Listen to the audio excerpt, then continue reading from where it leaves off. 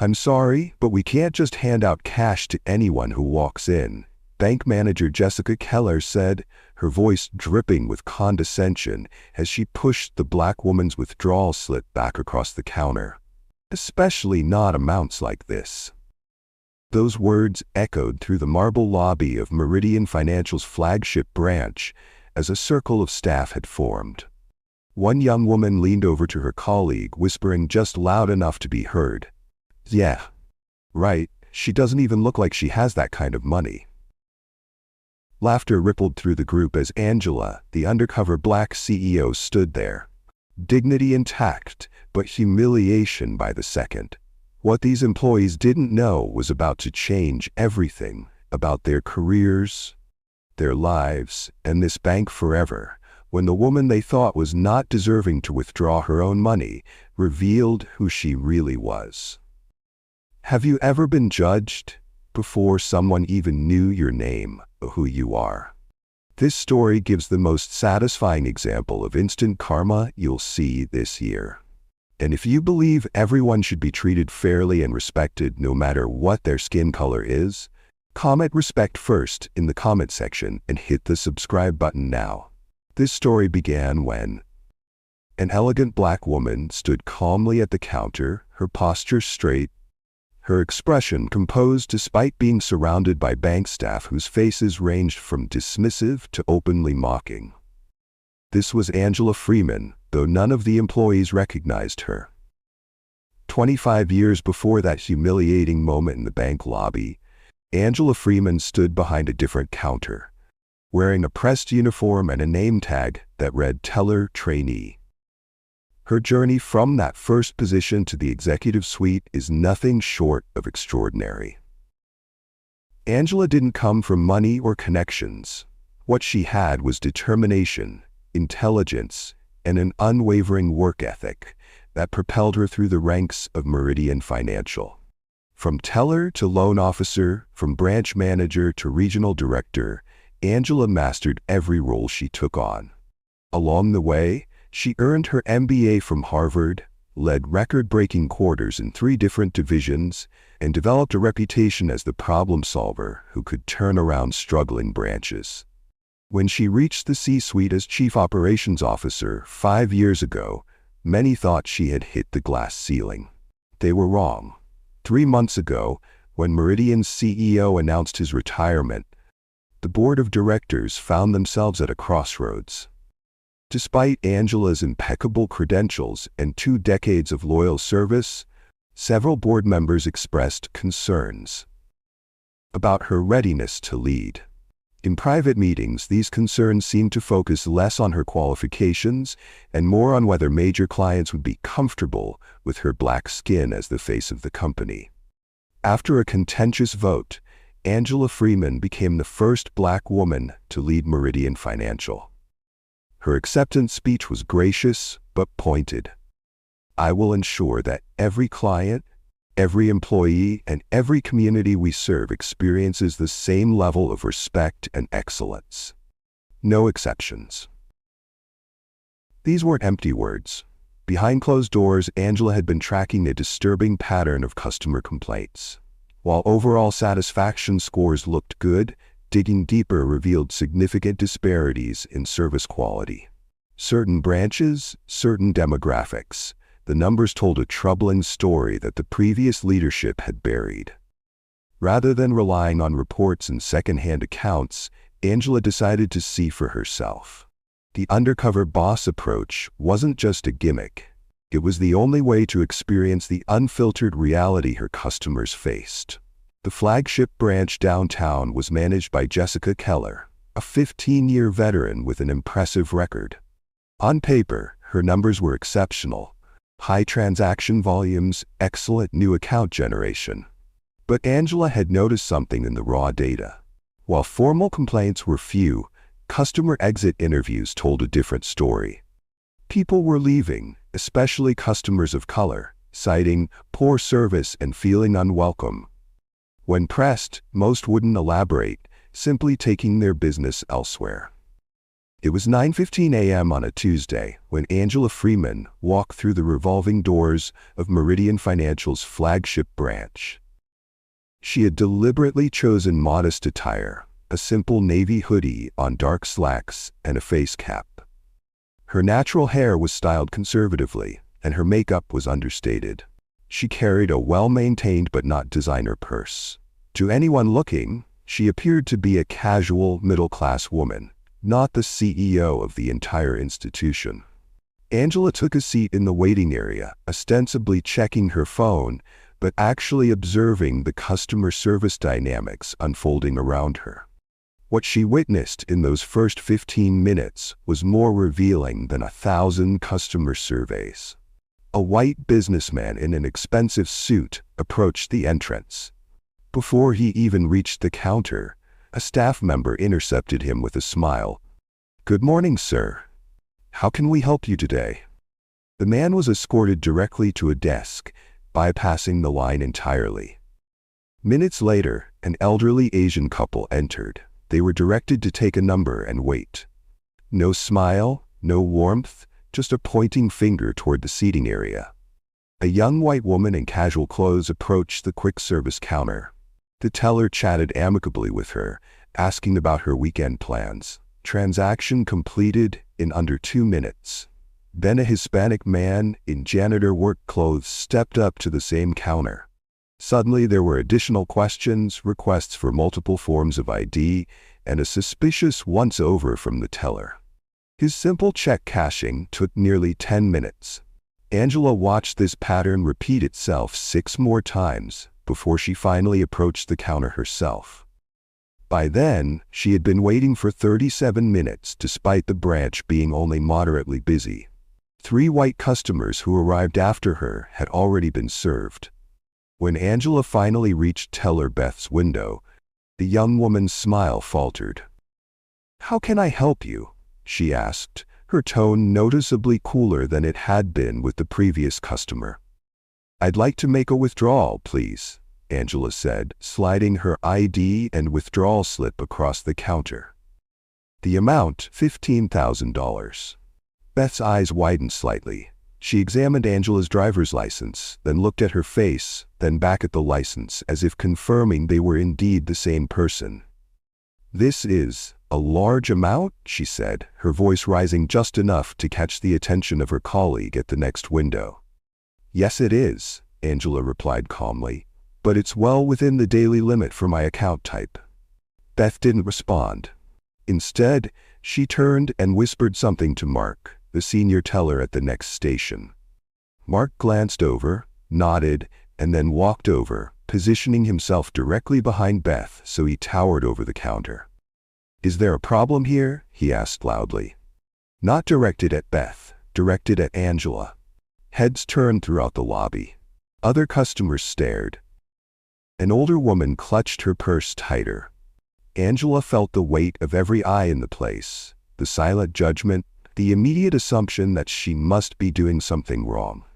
With remarkable composure, Angela placed her bank card on the counter alongside her ID. "No problem at all. I'm simply making a withdrawal from my account." Mark picked up her ID, studying it with exaggerated scrutiny. "We've been seeing some unusual activity on these types of accounts lately," he said, emphasizing these types just enough to make his meaning clear. "We need to be extra careful." "What types of accounts would those be exactly?" Angela asked, her voice steady. Mark ignored the question. "Beth, can you pull up the account history, please? Let's see what kind of transaction patterns we're looking at." As Beth tapped at her keyboard, another staff member drifted over.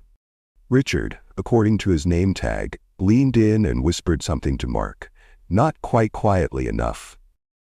Probably one of those money laundering or check cashing schemes. Richard didn't even try to hide his contempt as he looked Angela up and down, taking in her modest clothing and natural hair with a smirk. "We just need to verify the funds are actually yours," he said with false sweetness. "You understand, right? It's for your protection."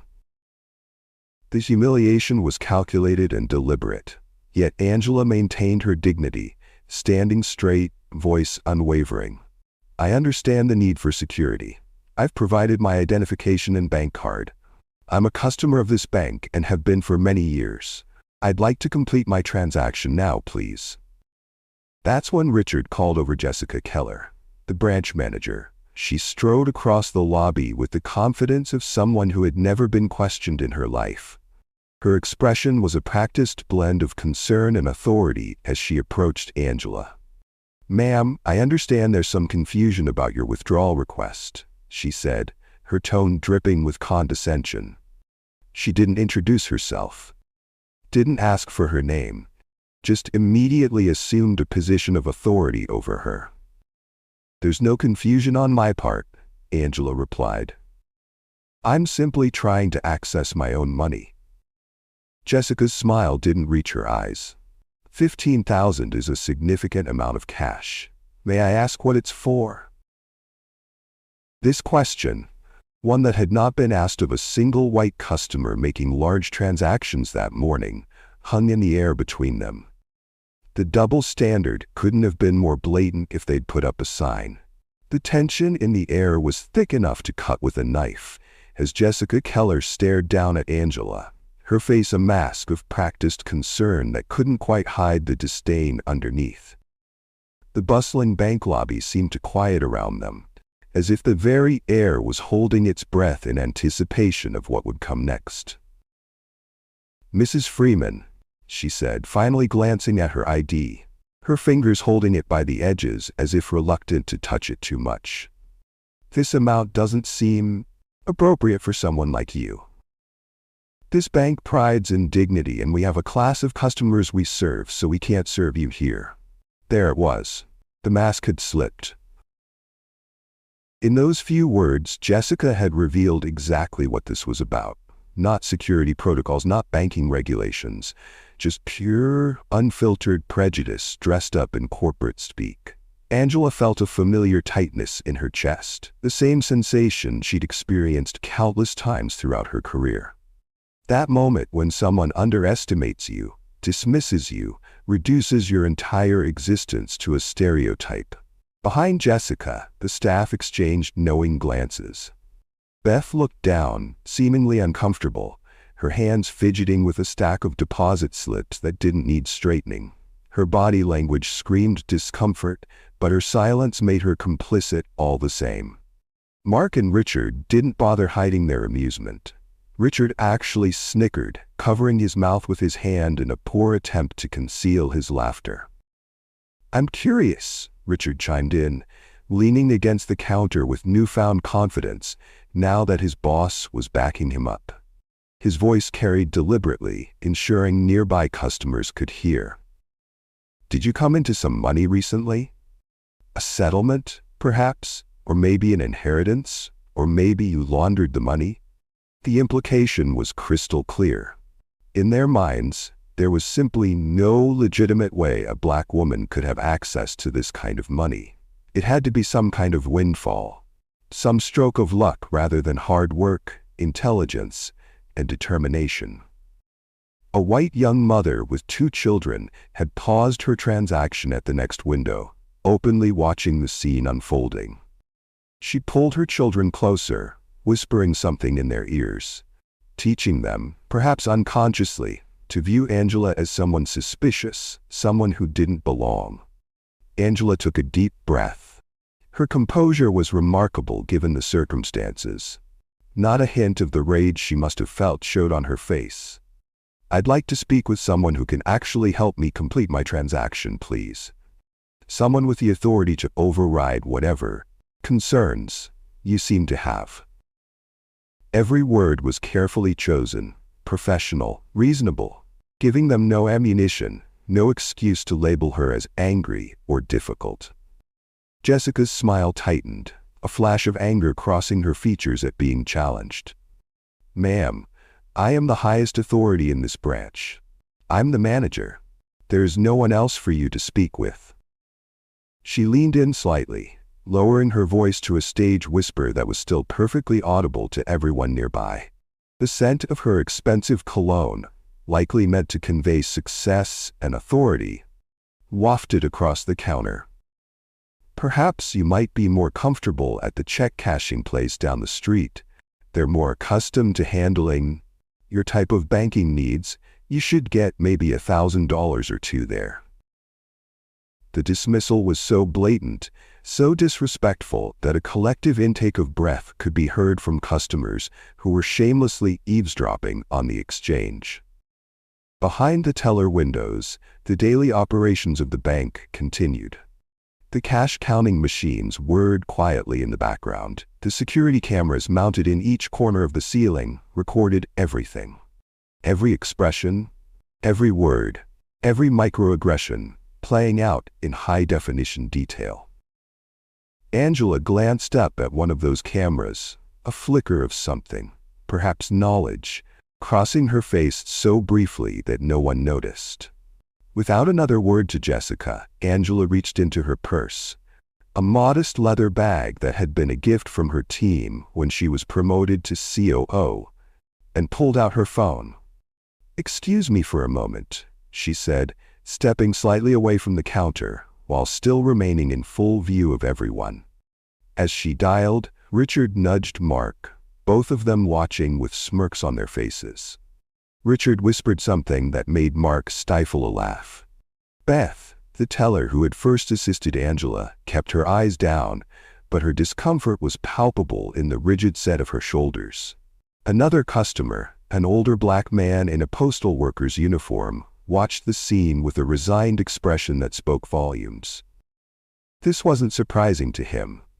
This was Tuesday. This was banking while black.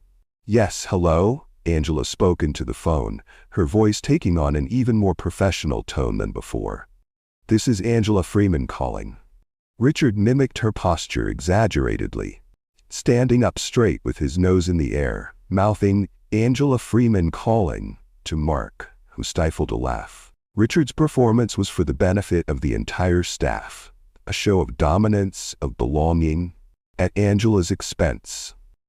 The bank's mission statement was prominently displayed on the wall behind them, building financial success together, with trust, respect, and integrity. The words now seemed like a cruel joke in contrast to the scene unfolding beneath them. Jessica stepped forward, patience clearly exhausted. Her polished leather shoes squeaked slightly on the marble floor as she moved, the sound oddly loud in the tension-filled space. "I'm going to have to ask you to conclude your business elsewhere. You're creating a disturbance in our branch. The lower banks out there will be able to serve you, not here." The irony was staggering. The only disturbance was the staff's treatment of a legitimate customer attempting to access her own funds. But in Jessica's mind, and in the minds of those who shared her biases, Angela's mere presence, her audacity to expect equal service, was itself the disturbance. Angela continued her call as if she hadn't spoken. "Yes, I'm still at the downtown branch. No, they've refused the transaction. Yes, that's correct." Her calm was unsettling to Jessica.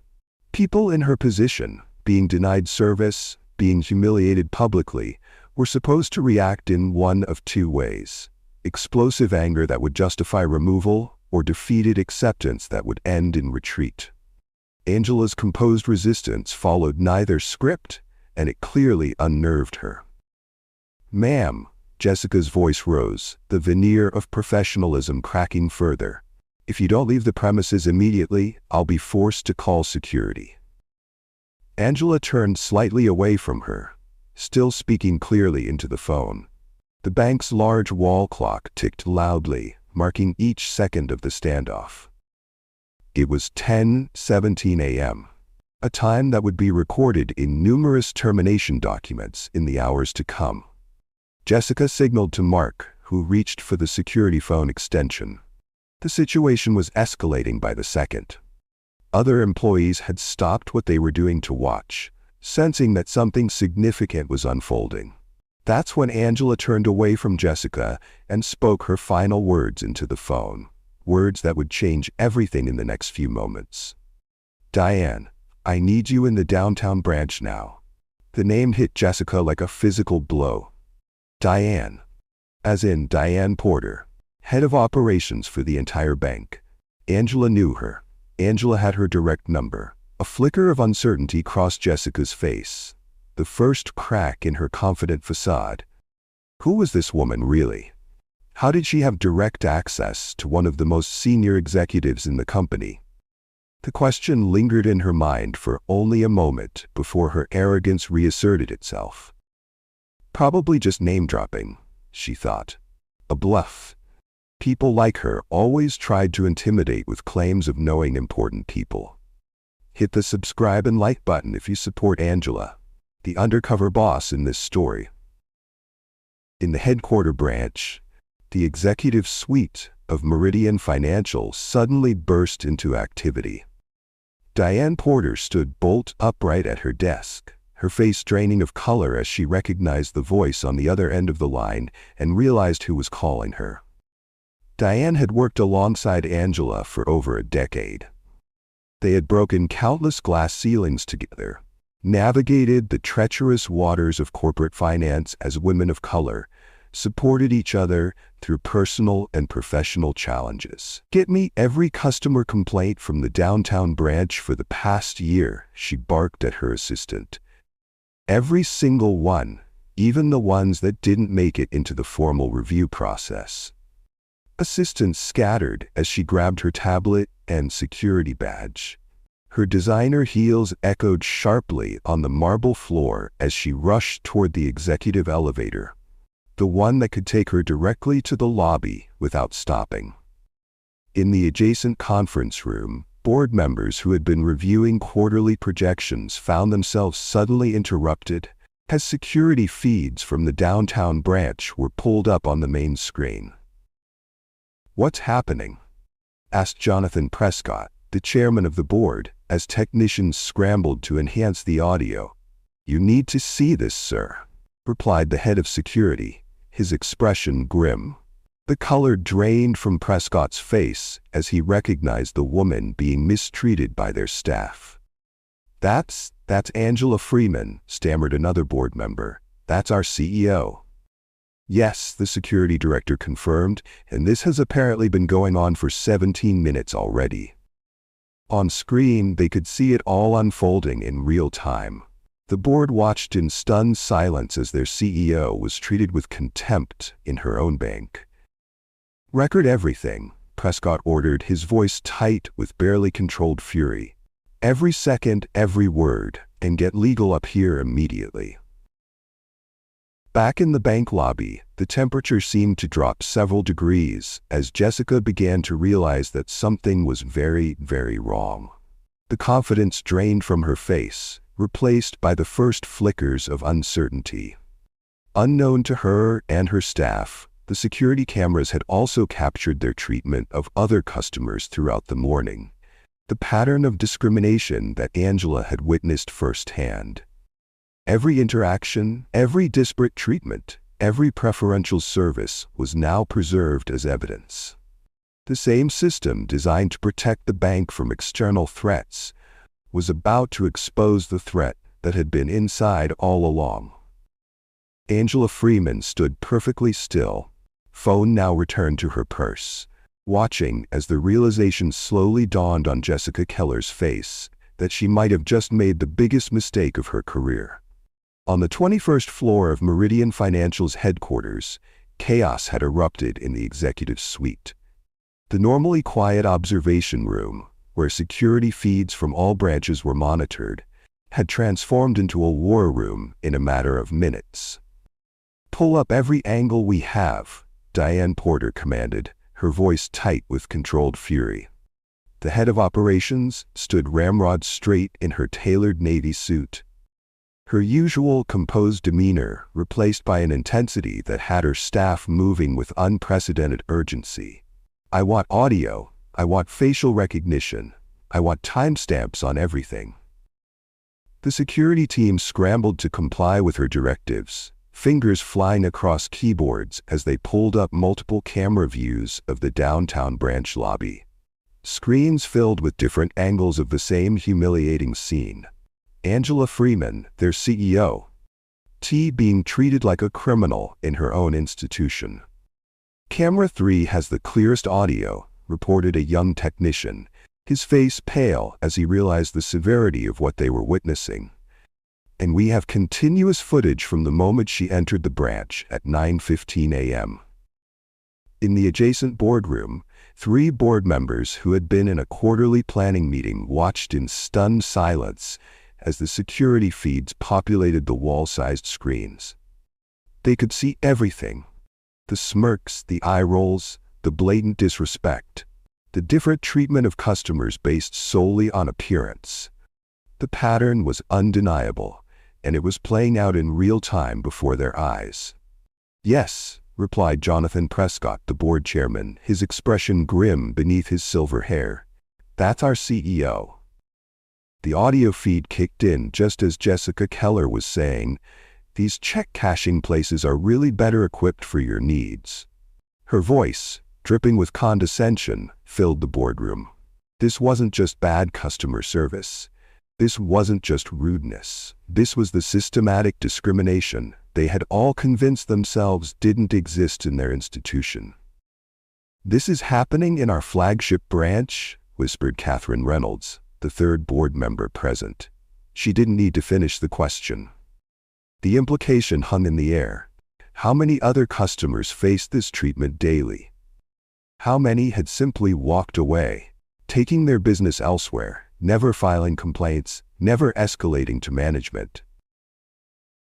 "Get me everything we have on Jessica Keller," Diane barked at her assistant while gathering her tablet and security badge.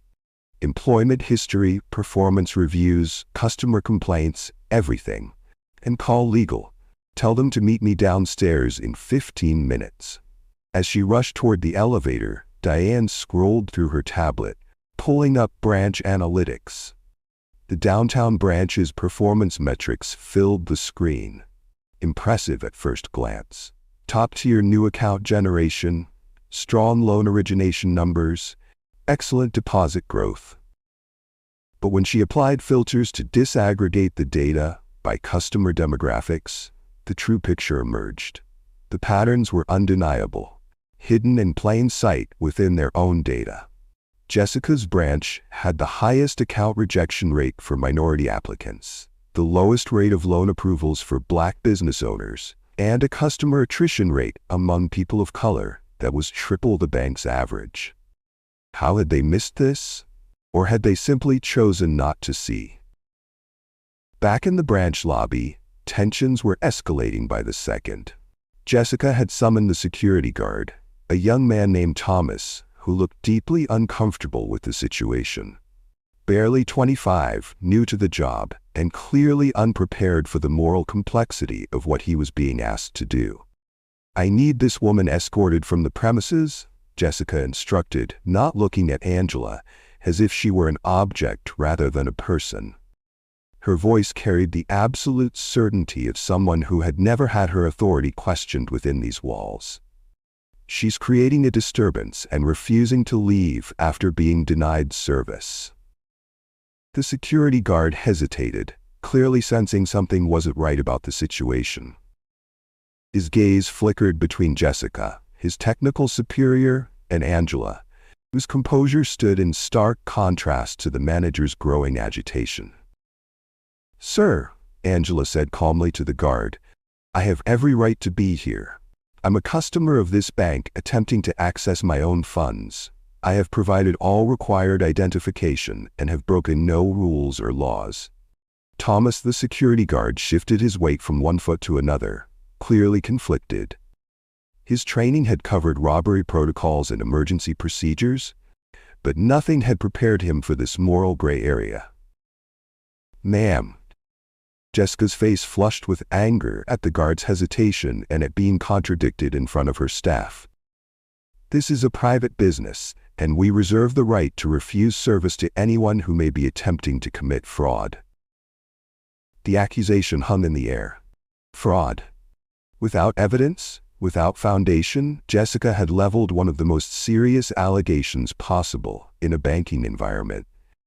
And yet, to those watching, the true fraud was becoming increasingly apparent. The fraud of equal service, of meritocracy, of fairness. The staff had formed a literal wall behind Jessica. Mark standing with arms crossed, his security badge twisted backward so his name wasn't visible. Richard, with a satisfied smirk, twirling a pen between his fingers in a gesture of casual contempt. And even Beth, who had seemed uncomfortable earlier, now standing in solidarity with her colleagues, though her eyes remained fixed on the floor. The message was clear. It was all of them against Angela. A unified front of institutional power, aligned against a single customer whose only crime was expecting to be treated with basic dignity. Other customers in the branch had taken notice of the confrontation. Some pretended to focus on their own transactions, eyes darting occasionally toward the scene. Others watched openly, their expressions ranging from discomfort to prurient interest in the unfolding drama. A middle-aged white man who had been waiting in line stepped forward, inserting himself into the situation with the confidence of someone who had never questioned his right to occupy any space. "Listen, lady, some of us have real banking to do today," he said, gesturing impatiently. "If you're not going to leave, at least stop causing trouble for everybody else." The irony was painful. Angela thought of the countless meetings where she had emphasized customer experience as the cornerstone of their business model. The training programs she had championed, the inclusion initiatives she had funded, all seemingly worthless in the face of deeply ingrained biases that no corporate memo could eradicate. Rather than argue, Angela quietly raised her phone and continued documenting the escalating situation. She recorded the staff's expressions, the security guard's discomfort, the customer's intervention, all of it preserved with crystal clarity. Each second of footage was another nail in the coffin of careers built on discrimination. Jessica noticed the recording and her expression darkened further. The vein in her temple throbbed visibly as she struggled to maintain control of a situation that was rapidly slipping through her fingers. "Photography is not permitted in the bank. This is another violation of our policies." "Actually," Angela replied, her voice steady, "according to Meridian Financial's own customer service policy, Section 4.3, customers have the right to document any interaction where they feel their rights are being violated." The specificity of her knowledge caught Jessica off guard, but only momentarily. Behind her eyes, questions were beginning to form. Who was this woman really? How did she know company policies in such detail? How did she have Diane Porter's direct number? But rather than consider these questions, rather than pause to reassess the situation, Jessica's face twisted into an ugly sneer as she turned to the staff and security guard. "This is exactly what I'm talking about," she said, loudly enough for everyone in the lobby to hear. "These people are always trying to game the system. They come in here thinking they know the rules better than we do, looking for any loophole to exploit." The mask had dropped completely now. No more pretense of security concerns or banking protocols. Just naked prejudice on full display, captured forever on the bank's own security system and Angela's phone. Customers were either watching in morbid fascination or pointedly looking away, pretending not to notice the spectacle unfolding before them. Even a few of the staff members were beginning to shift uncomfortably as Jessica's behavior grew increasingly erratic, the veneer of professionalism cracking to reveal the prejudice beneath. Richard, whose mockery had been so open earlier, now darted uncertain glances at his manager. This was going further than he had expected, crossing lines that even he recognized shouldn't be crossed in a professional environment. Beth, the teller who had first assisted Angela, looked physically ill, her complexion ashen as she witnessed the escalation of what had begun as a routine transaction. She had followed procedure, called her manager as required for large withdrawals, but this public humiliation of a customer wasn't what she had signed up for. Only Mark remained steadfast in his support of Jessica, His crossed arms and rigid stance, a physical manifestation of the institutional barriers Angela had faced throughout her career. Through it all, Angela Freeman stood perfectly still at the center of this storm, her dignity intact, waiting. The weight of the moment, not just for herself, but for every customer who had ever been dismissed, disrespected, or denied service based on their appearance, rested on her shoulders. The elevator chime sounded faintly in the distance. Jessica's head turned slightly at the sound, momentarily distracted. Something in the air had changed, like the pressure drop before a storm. The grand double doors of Meridian Financial's flagship branch burst open with such force that they slammed against the walls, the sound reverberating through the marble lobby like a thunderclap. Every head turned as Diane Porter strode into the space, her presence commanding immediate attention.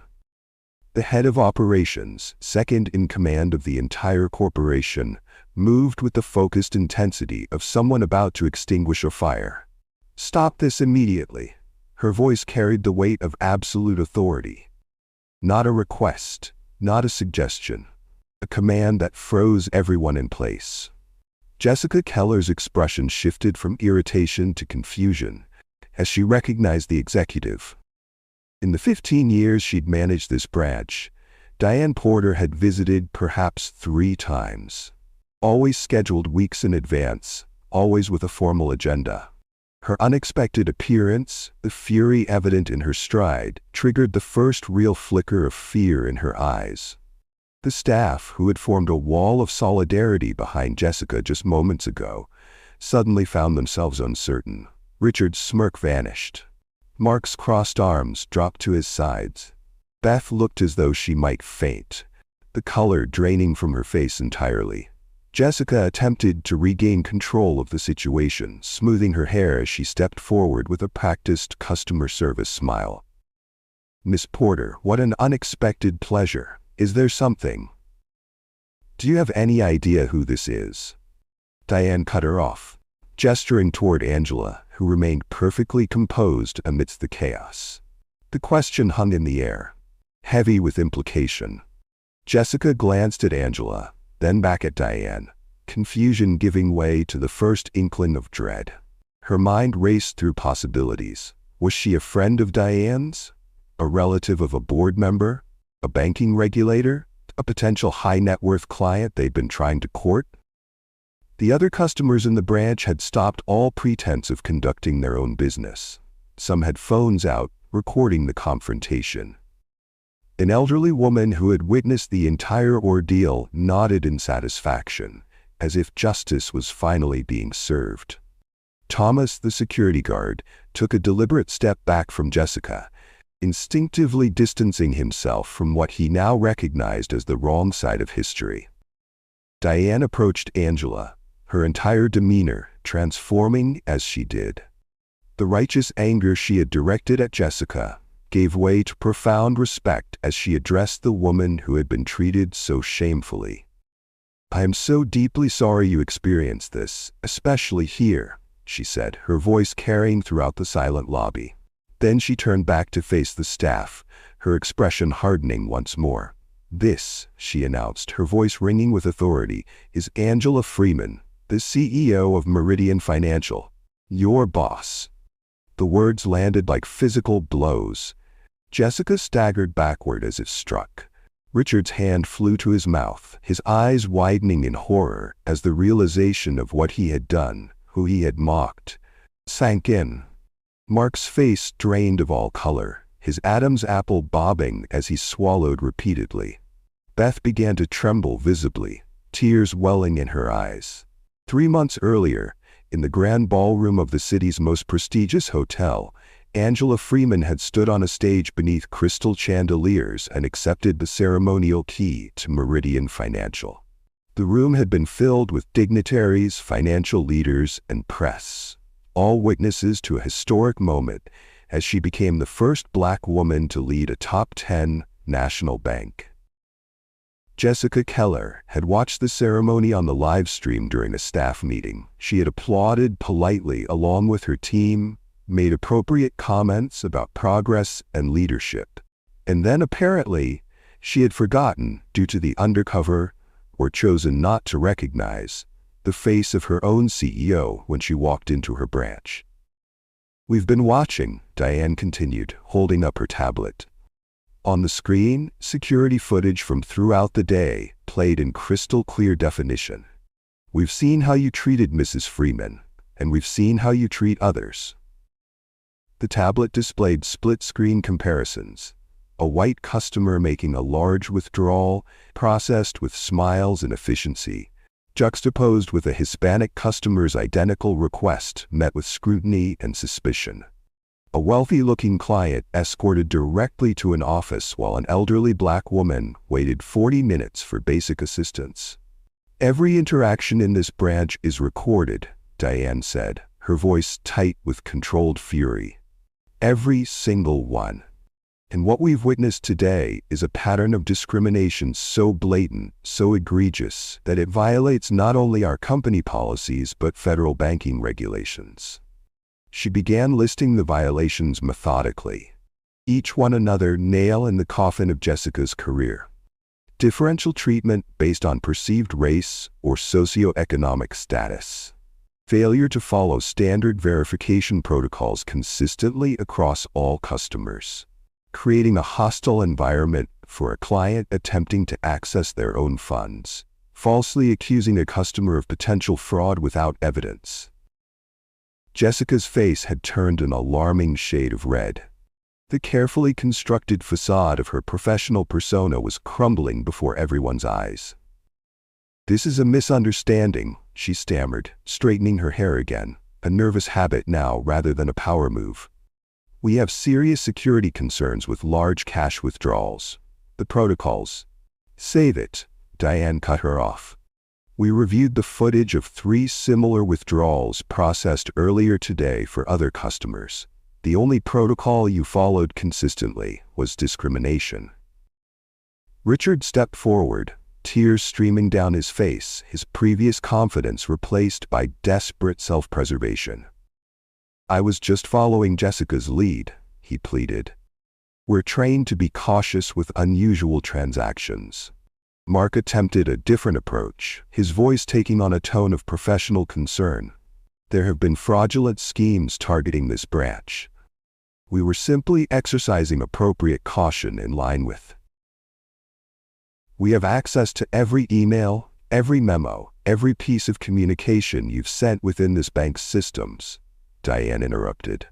"Do not make this worse for yourselves by lying." The main entrance opened again as 3 members of the board of directors entered the lobby, their expressions grave.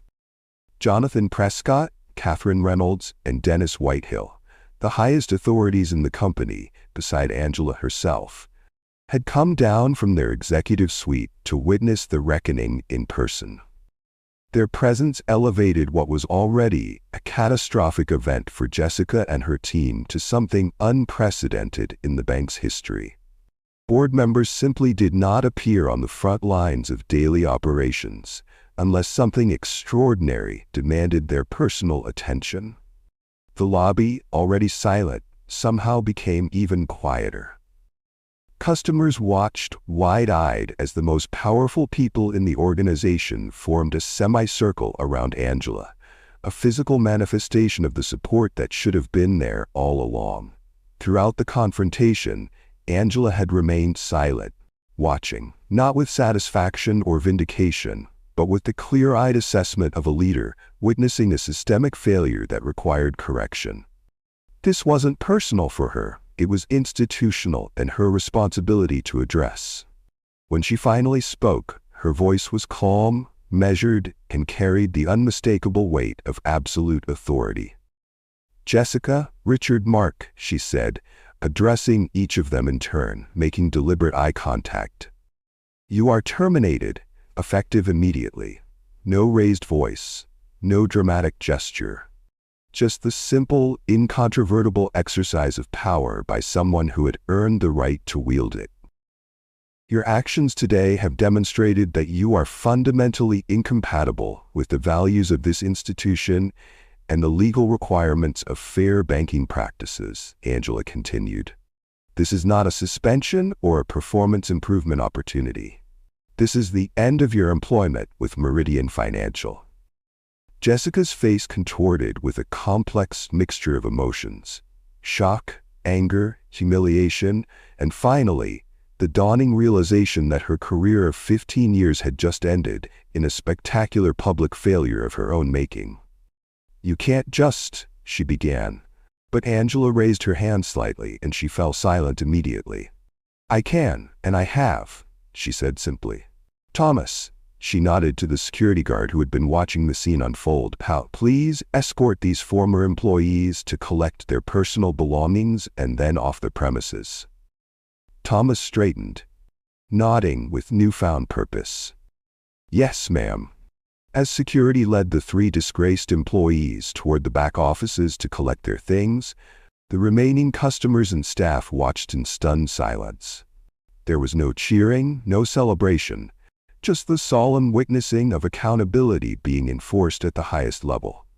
Beth, the teller who had initiated the interaction but had shown discomfort throughout, stood trembling behind her counter, clearly expecting to be next. Angela approached her, and the young woman braced herself for the inevitable. Instead, Angela spoke quietly to her. The words weren't audible to most in the lobby, but Beth's expression transformed from terror to confusion to cautious relief. She nodded several times, wiping tears from her cheeks. It would later become known that Beth was placed on probation rather than terminated. Her willingness to acknowledge her mistakes and her visible discomfort with her colleagues' behavior had been noted by both Angela and the security footage. She would become one of the bank's most vocal internal advocates for equitable service in the months to come. As Jessica, Richard, and Mark were escorted past the customers still waiting in the lobby, their personal items hastily packed into cardboard boxes, the full weight of what had transpired seemed to settle on everyone present. This wasn't just a dramatic firing. It was a public statement about what would and would not be tolerated in this institution moving forward. Angela Freeman stood in the center of the branch that bore her company's name, surrounded by the leadership team that had recognized her value, in full view of customers who now understood exactly who was at the helm of their bank. The transformation was complete, from being denied service to exercising the highest authority in a matter of minutes. The message couldn't have been clearer. Discrimination had no place in Meridian Financial, and those who perpetuated it had no future there. After the terminated employees had been escorted from the building, a heavy silence hung over the flagship branch of Meridian Financial. Customers remained rooted in place. Staff stood frozen behind their counters, all eyes fixed on Angela Freeman as she surveyed what was now, undeniably, her domain. When Angela finally addressed the remaining staff, her voice carried not anger but resolve. The clear, steady tone of a leader who had identified a problem and was already formulating its solution. "What happened today isn't just about 3 individuals making poor choices," she began, gathering the shell-shocked employees in a semicircle around her. "It's about a culture that allowed those choices to seem acceptable. A culture we are going to transform, starting right now." The staff listened with rapt attention, many unable to meet her eyes, others nodding in shamefaced acknowledgement of truths they had long recognized but never confronted. Meridian Financial exists to serve all customers with dignity, respect, and fairness. These aren't just words on our mission statement. They are the standard by which every interaction will be measured moving forward.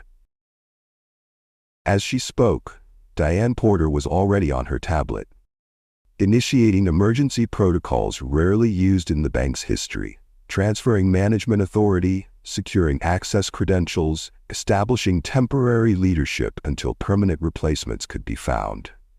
Every branch, every department, every role in this organization will be evaluated not just on profitability, but on equitable service, Angela continued. The metrics we value reflect the company we want to be.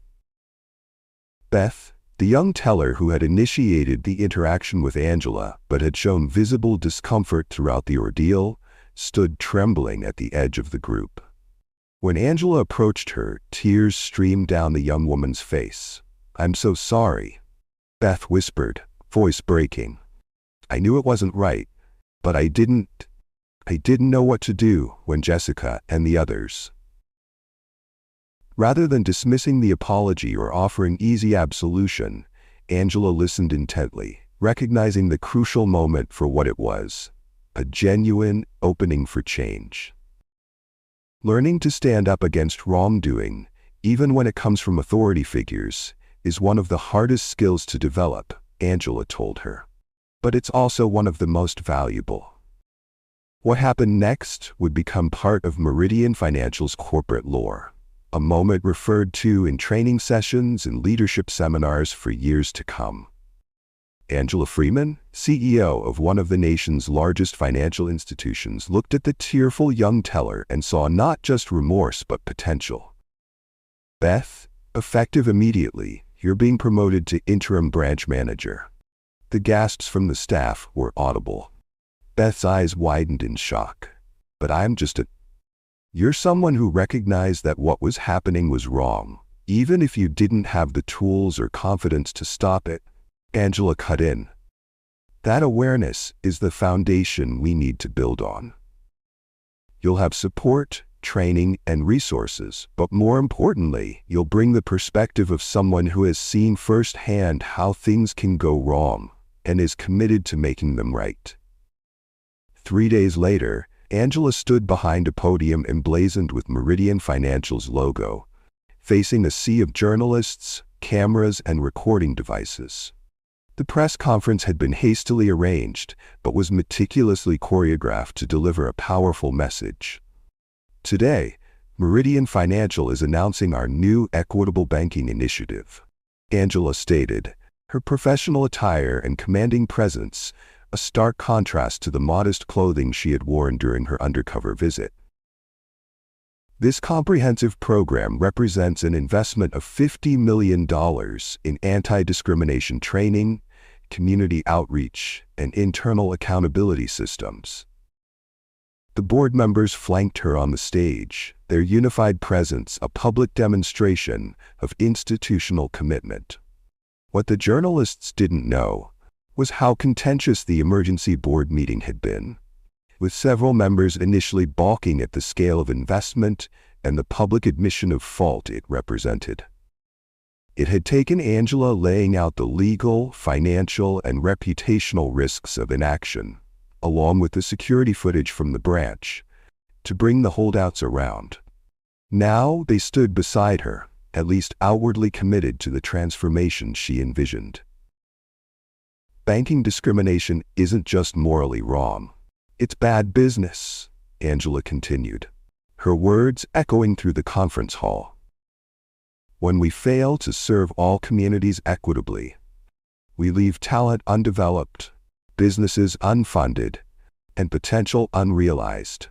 The cameras panned across the diverse group of individuals seated in the front row, former customers of Meridian who had experienced discrimination firsthand and had agreed to share their stories as part of the initiative. There was Michael Mandel, a successful entrepreneur whose loan application had been denied 3 times, despite an impeccable business plan and credit history. Beside him sat Elena Rodriguez, who had been steered away from premium services despite qualifying based on her income, and James Chen, whose attempt to open a business account had been met with excessive documentation requirements, not demanded of other clients. These brave individuals, Angela acknowledged them with a gesture, have agreed to serve on our newly established Client Equity Advisory Board, ensuring that lived experiences inform our policies moving forward. The press conference would make national news, not just for the unprecedented admission of discriminatory practices by a major financial institution, but for the concrete, measurable commitments made to address them. In the weeks and months that followed, Angela Freeman became the face of corporate accountability in America. Her unwavering implementation of the promised changes, from revised hiring practices to overhauled performance metrics to community investment programs, demonstrated that her commitment went far beyond damage control. Branch managers found their bonuses tied to equity metrics alongside traditional performance indicators.